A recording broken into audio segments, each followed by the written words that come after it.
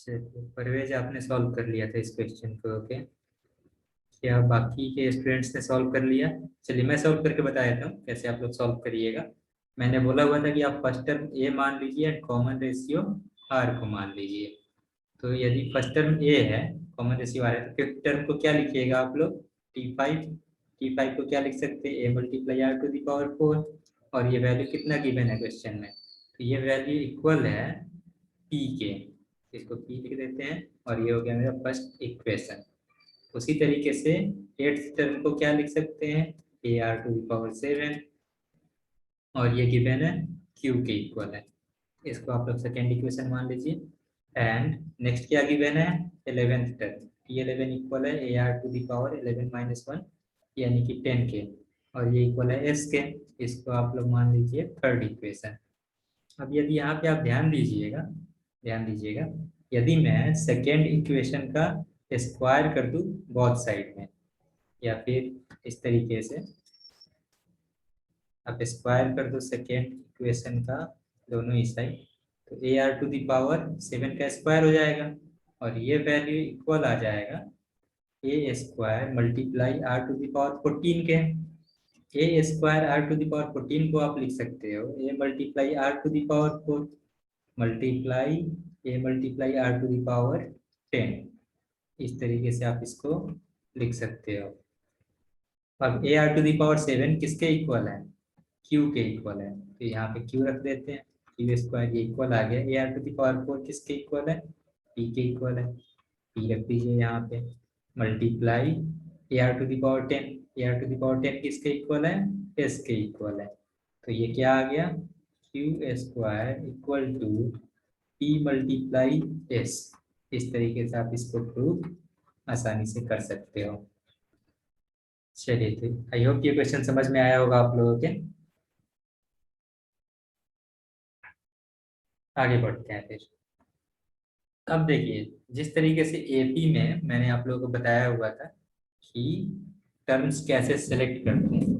जैसे किसी क्वेश्चन में, पर्टिकुलर क्वेश्चन में यदि 3 टर्म का सम गिवन हो आपको, तो टर्म हम लोग कैसे सिलेक्ट करते थे? ए माइनस टी, ए प्लस टी। उसी तरीके से 4 टर्म का सम गिवन हो, तो मैंने बताया हुआ था कैसे टर्म सेलेक्ट करना है। तो जीपी के अंदर में यदि क्या है, ये सिलेक्शन ऑफ टर्म्स। यहाँ से टर्म्स में कैसे सिलेक्ट करूंगा? तो यहाँ पे कंडीशन क्या है? कंडीशन ये है कि यदि क्वेश्चन में आपको 3 टर्म का मल्टीप्लीकेशन गिवन हो, 4 टर्म का मल्टीप्लीकेशन गिवन हो, 5 टर्म का मल्टीप्लीकेशन गिवन हो, तो उसी कंडीशन में आपको सिर्फ ये इस तरीके से टर्म सिलेक्ट करने हैं।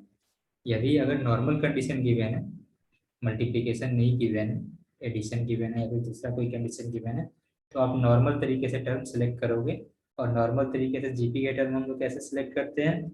A, a are square, a are q, इस तरीके से हम लोग टर्म सेलेक्ट करते हैं। लेकिन जब मल्टीप्लीकेशन गिवन हो, if in a question multiplication of 3, 4 और 5 terms is given, then choose the terms accordingly।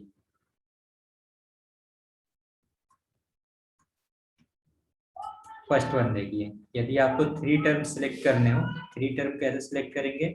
3 terms of a GP, इसको आप सिलेक्ट करोगे। फर्स्ट टर्म आप सिलेक्ट करोगे a upon are, second term select करोगे a, and third term select करोगे आप ए r. ये किस कंडीशन में आप लोग किस कंडीशन में इस तरीके से टर्म सिलेक्ट करोगे? जब क्वेश्चन में मल्टीप्लीकेशन गिवन हो, 3 टर्म का मल्टीप्लीकेशन गिवन हो, उसी केस में। यदि 3 टर्म का मल्टीप्लीकेशन गिवन है, तो देखिए यहाँ पे आप जब इसको मल्टीप्लाई करोगे तो आर से आर कैंसिल हो जाएगा और सिर्फ ए क्यू मिल जाएगा। जो भी आपका इक्वेशन बनेगा वो ए के टर्म में मिलेगा, तो आप आसानी से ए का वैल्यू फाइंड आउट कर सकते हो। इसी वजह से हम लोग इस तरीके से टर्म सिलेक्ट कर रहे हैं। 4 टर्म सिलेक्ट करने हो, सेकेंड,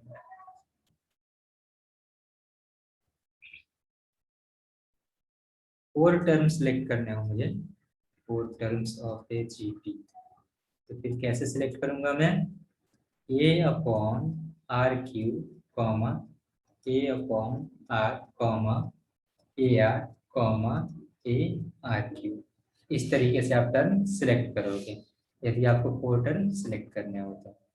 यहाँ पे भी आप देखो, मल्टीप्लाई करके देख लो इन 4 टर्म्स को आपस में, तो आर वाले टर्म सभी कैंसिल हो जाएंगे और जो भी इक्वेशन बनेगा आपका वो ए में बन जाएगा, ए वेरिएबल बच जाएगा, सिर्फ ए का वैल्यू आप आसानी से कैलकुलेट कर सकते हो। थर्ड देखो आप, यदि मुझे 5 टर्म सिलेक्ट करने हो, 5 टर्म्स ऑफ ए जीपी, फिर कौन कौन से टर्म्स होंगे? तो मिडिल टर्म जो होगा वो ए हो जाएगा, then A upon R, then A upon are square, and इसके आगे के टर्म हो जाएंगे A R A R square. Handwriting clear है ना मेरा? हैंड राइटिंग क्लियर है सबको? सिमिलरली यदि मुझे 6 टर्म सिलेक्ट करने हो, 6 terms of A GP select करना हो, तो देखिए कैसे सिलेक्ट करेंगे। मिडिल टर्म जो है a upon r and a r होंगे, इसके आगे के टर्म्स जो होंगे, 2 टर्म और आएंगे इसके आगे, A are Q A R to the power 5 आएगा, और इसके पहले 2 टर्म और आएंगे, तो ये वाले जो टर्म्स होंगे A R, sorry, A divided by R Q and then A divided by R to the power 5 होगा। इस तरीके से आप टर्म सिलेक्ट कर सकते हो। आई होप ये समझ में आया होगा आप लोगों के। चलिए मैं क्वेश्चन लेकर के समझाता हूँ आपको कि ऐसे टर्म सिलेक्ट करने का फायदा क्या है बेनिफिट। देखिए सपोज एक कोई क्वेश्चन है, एक्सप्लेन अगेन, ओके। देखिए जिस तरीके से मैंने आप लोग को बताया हुआ था, एपी के अंदर, यानी एपी के का कोई क्वेश्चन हो और क्वेश्चन में आपको गिवन हो सम ऑफ 3 टर्म्स क्वेश्चन में गिवन हो, तो वहां पे हम लोग जो टर्म सिलेक्ट करते थे वो इस तरीके से सिलेक्ट करते थे। सम ऑफ 3 टर्म गिवन हो एपी के अंदर में, तो वहाँ पे टर्म हम लोग A minus B first term मान लेते थे, सेकेंड टर्म ए मानते थे, and third term A plus B मानते थे। तो सेम कंसेप्ट हम लोग यहाँ भी यूज करेंगे जीपी के अंदर में। यदि जीपी के अंदर में मुझे नंबर ऑफ टर्म सिलेक्ट करने हो, यानी कि कंडीशन अगर क्वेश्चन इस तरीके से दे दे, जैसे मैं बता रहा हूँ, सपोज एक कोई क्वेश्चन है जिसके अंदर में प्रोडक्ट गिवन है आपको, product of 3 terms, product of 3 terms of a GP is 216, इस तरीके से गिवन है, and sum of them is 90, इस तरीके से 2 कंडीशन गिवन है। तो यदि प्रोडक्ट गिवन हो क्वेश्चन में, तो आपको टर्म कैसे सिलेक्ट करना है? तो देखिए पहला जो टर्म आप सिलेक्ट करिएगा a upon are, second term select करिएगा a, and third term select करिएगा ए आर। तो यही चीज मैं यहाँ पे आपको समझाना चाह रहा था कि यदि क्वेश्चन में प्रोडक्ट गिवन हो, मल्टीप्लीकेशन गिवन हो टर्म्स का, तो फिर 3 टर्म यदि आपको सिलेक्ट करने की आवश्यकता पड़े तो आप कैसे सिलेक्ट करिएगा? A upon r, a and then a r. यदि आपका क्वेश्चन में 4 टर्म का मल्टीप्लीकेशन गिवन है, तो 4 टर्म आप कैसे चूज करिएगा? A upon r Q, a upon r, A R, A R q. 5 term का मल्टीप्लीकेशन गिवन हो क्वेश्चन में, तो कैसे सिलेक्ट करिएगा टर्म्स को? A upon are square, a upon r, a, a are, A R square. ये आप check करिएगा ना, ये जितने भी टर्म्स मैंने लिखे हुए हैं ये सभी जीपी के टर्म्स हैं। आप चाहें तो सिलेक्ट, सॉरी, आप चाहें तो वेरीफाई कर सकते हैं। कैसे वेरीफाई करिएगा? तो T2/T1 करके वैल्यू निकाल लीजिए, एंड देन फिर T3/T2 करके वैल्यू निकाल लीजिए, और चेक करिए कि क्या दोनों वैल्यू आपस में इक्वल आ रहे हैं, तो दोनों वैल्यू आपस में इक्वल आएंगे। ठीक उसी तरीके से आप यहाँ पे भी चेक कर सकते हो इन सभी टर्म्स के लिए। यदि ये आपके समझ में आ रहा हो तो हम लोग क्वेश्चन पे बढ़ते हैं। क्वेश्चन है, if product of three terms of a GP is 216 and sum of them is 90, then find the terms, यानी वो टर्म्स कौन कौन से होंगे ये आपको पता करके बताना है। क्वेश्चन को पढ़िए, लिख लेते हैं। क्वेश्चन है इस तरीके से। तो मैंने क्या बोला था, यदि थ्री टर्म का मल्टीप्लीकेशन गिवन हो तो कैसे एज्यूम करेंगे हम लोग टर्म्स को, a upon r, a and a r. अब अकॉर्डिंग टू क्वेश्चन कह रहा है कि इन तीनों टर्म का जो मल्टीप्लीकेशन है वो इक्वल है 216 के। इन तीनों टर्म को आप क्या करिए, मल्टीप्लाई कर लीजिए और इसको इक्वेट कर लीजिए 216 से। फिर अगेन ये कह रहा है कि उनका जो सम है, सम किसके इक्वल है, 19 के। तो a upon are plus a r, यही तीनों टर्म है। तो तीनों टर्म का सम किसके इक्वल है, 19 के इक्वल है। तो इसको मैंने 19 के इक्वल कर दिया। अब देखिए पहला जो कंडीशन यहाँ पे मैंने यूज करके जो इक्वेशन बनाया है, यहाँ से हम लोग ए का वैल्यू आसानी से फाइंड आउट कर सकते हैं। आर से आर कैंसिल हो जाएगा और क्या बचेगा यहाँ पे, ए मल्टीप्लाई ए को 3 टाइम्स मल्टीप्लाई करिएगा तो ये ए क्यूब हो जाएगा इक्वल टू 216। अब ये एक्सपोनेंशियल फॉर्म बन गया है। यहाँ पे एक्सपोनेंशियल फॉर्म को कैसे सिंप्लीफाई किया जाता है ये मैंने बताया हुआ था। या तो आप पावर को इक्वेट कर लीजिए या फिर बेस को इक्वेट कर लीजिए। तो यहाँ पे ए का पावर 3 है, तो क्या हम लोग 216 को किसी नंबर के पावर 3 में लिख सकते हैं, तो हाँ बिल्कुल लिख सकते हैं। 216 को आप लिख सकते हैं 6 टू द पावर 3। अब इन दोनों को कंपेयर करिएगा LHS और RHS को, तो पावर सेम है। पावर सेम है तो बेस भी इक्वल हो जाना चाहिए। दैट मीन्स कि ए का वैल्यू यहाँ से मिल जाएगा आपको इक्वल टू 6। अब ए का वैल्यू आपने कैलकुलेट कर लिया है तो हम लोग क्या करते हैं, आर का वैल्यू फाइंड आउट कर लेते हैं सेकेंड कंडीशन का यूज करके। तो सेकेंड कंडीशन जो है, अब यहाँ पे आप क्या करिए, ए का वैल्यू पुट कर दीजिए। ए का वैल्यू पुट करिएगा तो देखिए आपको क्या मिलेगा, 6 divided by R plus six multiply R equal to 90। इसको सिंप्लीफाई कर लेते हैं। 6 अपॉन आर प्लस 6 आर, ये इक्वल हो जाएगा 19 माइनस 6 के। 19 माइनस 6 कितना आएगा, 13 आ जाएगा। और इसको आप सिंप्लीफाई करोगे एलएचएस को, आर इसका एलसीएम आ जाएगा और ये हो जाएगा 6 plus 6r square equal to 13। इसको थोड़ा और सिंप्लीफाई कर लेते हैं, 6r square plus 6 equal to 13r। सबको लेफ्ट साइड में लेके आ जाइए और फिर इसका फैक्टर कर दीजिए। 6r square minus 13r plus 6 equal to 0।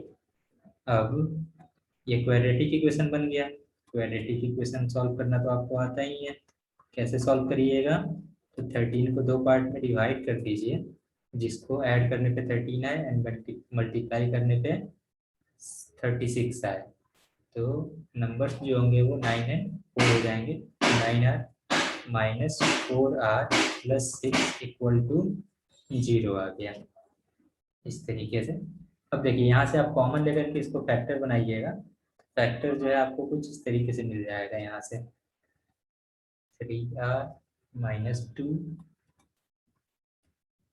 And 3r common आ गया तो 2 माइनस सॉरी r माइनस, ये r है, r minus 3, 2r minus 3। Okay, 3r minus 2 multiply 2r minus 3, ये इक्वल आ गया 0 के। अब यहाँ से आपको r का वैल्यू मिल जाएगा 2/3 एंड 3/2, ये दो वैल्यू मिल गया है। अब आपको r का वैल्यू पता चल गया एंड a का वैल्यू पता है, तो आप तीनों टर्म का वैल्यू बता सकते हो। तो now when r equal to 2/3 and a equal to 6, तो फर्स्ट टर्म क्या था मेरा, a अपॉन r था। सेकेंड टर्म क्या था, a था। एंड थर्ड टर्म ar था। तो a अपॉन r का वैल्यू कितना आएगा, 6 डिवाइडेड बाई 2/3। सेकेंड वैल्यू क्या है 6 है, एंड थर्ड वैल्यू क्या है 6 मल्टीप्लाई 2/3। इसको आप सिंप्लीफाई करोगे तो ये 3 टाइम्स में कैंसिल हो जाएगा और 3 ऊपर जाके मल्टीप्लाई हो जाएगा तो 9 आ जाएगा। 9 6 3 से 2 टाइम्स में कैंसिल हो जाएगा, 2 2 जा 4, 9 6 4 आ गया। सेकेंड केस जब r का वैल्यू 3/2 हो, उस केस में कौन कौन से वैल्यू आएंगे, when r equal to 3/2 and a equal to 6, इस तरीके से वैल्यूज हो तो देखिए क्या हो जाएंगे टर्म्स आपके a upon r a and a upon r का वैल्यू कितना आएगा 6/3/2 कॉमा 6 कॉमा 6 मल्टीप्लाई 3/2। इसको सिंप्लीफाई करिए, 3 से ये 2 टाइम्स में कैंसिल हो जाएगा, 2 2 जा 4 आ जाएगा, 4 कॉमा 6 कॉमा ये 3 टाइम्स में कैंसिल होगा, 3 3 जा 9, 4 6 एंड 9 आपका आंसर हो जाएगा। इस तरीके से आप नंबर्स फाइंड आउट कर सकते हो। आप चाहो तो इसको क्रॉस चेक किया जा सकता है कि आंसर जो आया है ये करेक्ट है या नहीं है। कैसे करिएगा, तो सभी टर्म्स को आप ऐड करके देखिए कि क्या इनका एडिशन जो है 19 के इक्वल आ रहा है, तो बिल्कुल 19 के इक्वल आएगा, करके देखिए कहाँ गया। ओके यहाँ पे 6 + 4 10, 10 + 9 19, और इसको मल्टीप्लाई करके देख लीजिए क्या ये 216 के इक्वल आ रहा है, चेक करिएगा तो ये 216 के इक्वल भी आएगा।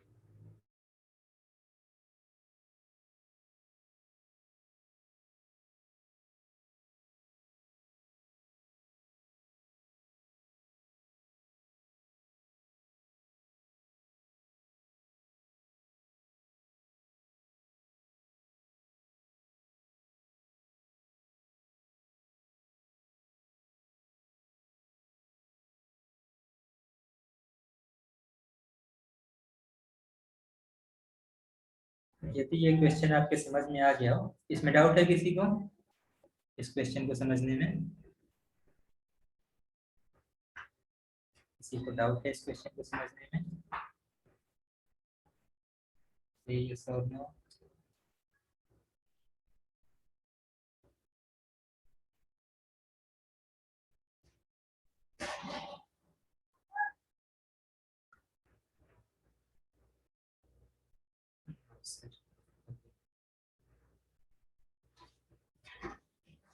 डाउट नहीं है तो फिर मैं क्वेश्चन दे रहा हूँ, इसको आप लोग सॉल्व करके मुझे बताइए क्या आएगा वैल्यू।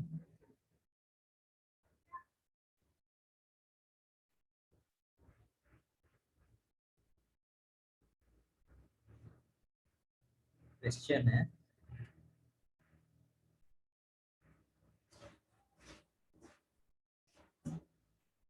देखो,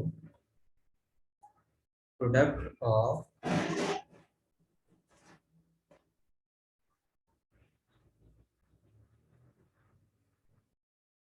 three terms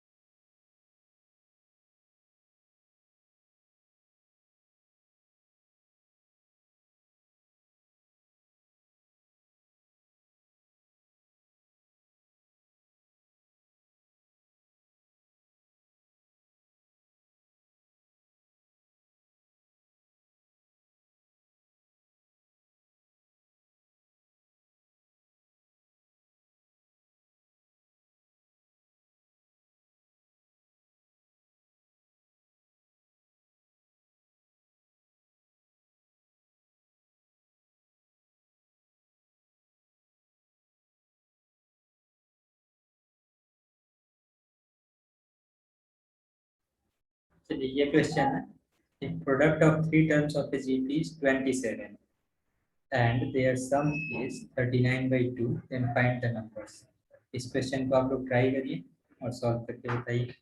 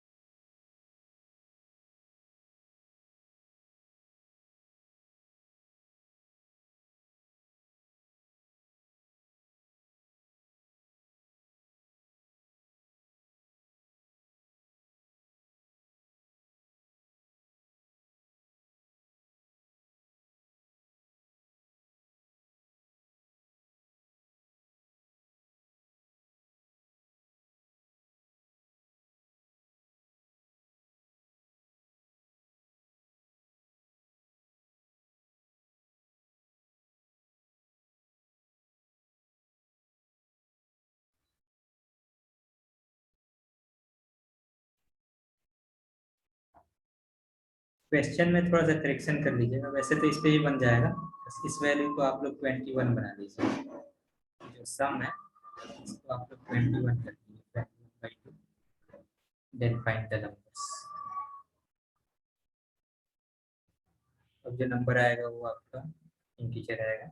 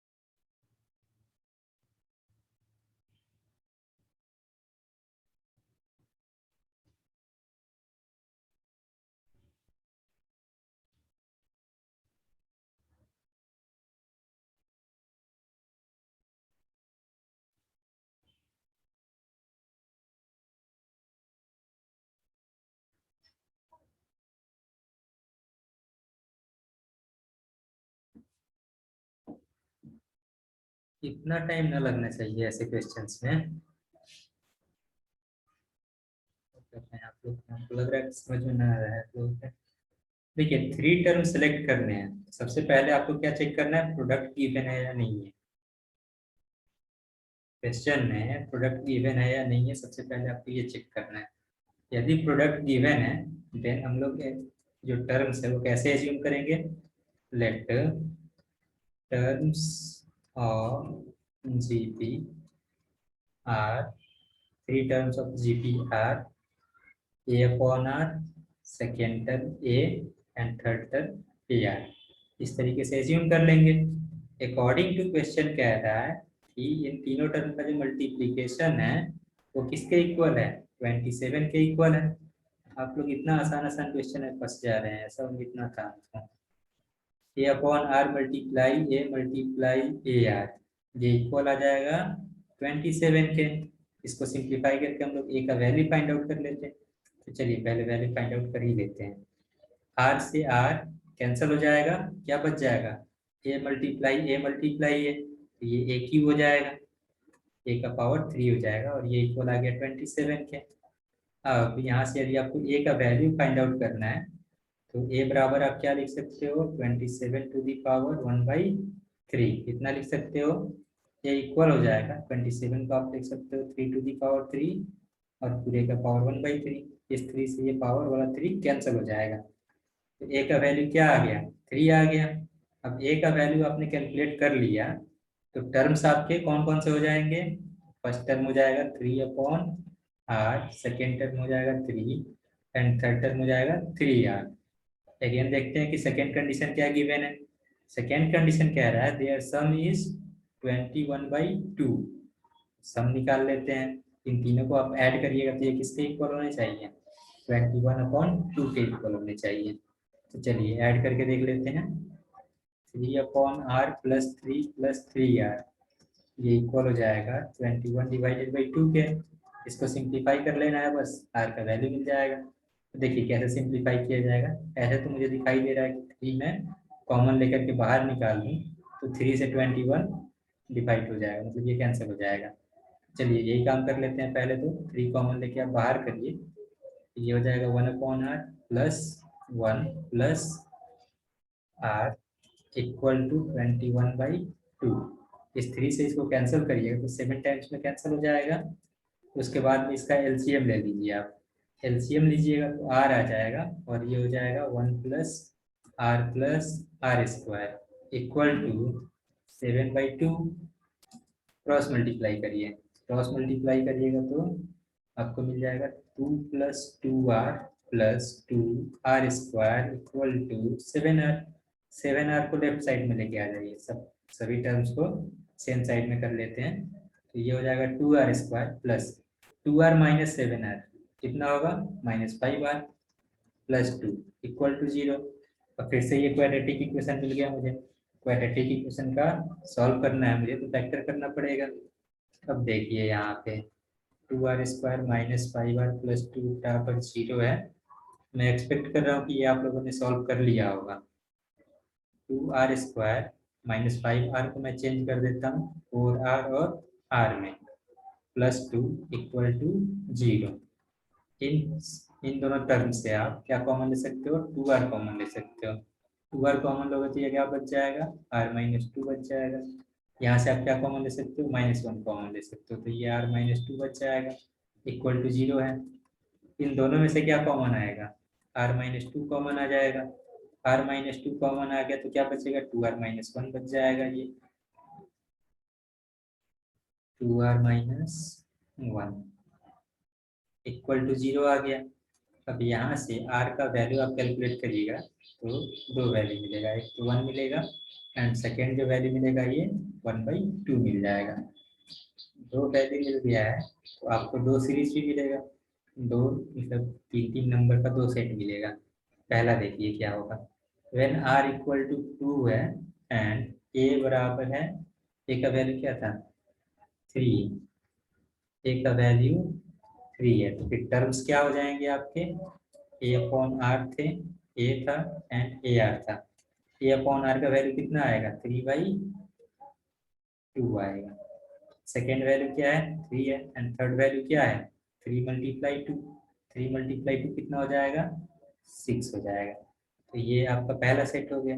again when r equal है 1/2 के एंड a इक्वल है 3 के, इस केस में क्या आएगा वैल्यू, तो पहला जो वैल्यू होगा a/r a एंड ar, पहला जो वैल्यू होगा फर्स्ट जो टर्म है ये हो जाएगा 3/1/2, सेकेंड वैल्यू 3 है and third value 3 × 1/2।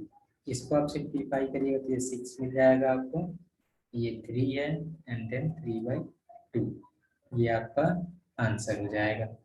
I hope ये आप लोगों के समझ में आया होगा। इस क्वेश्चन को समझने में किसी को प्रॉब्लम है, किसी को प्रॉब्लम है इसमें?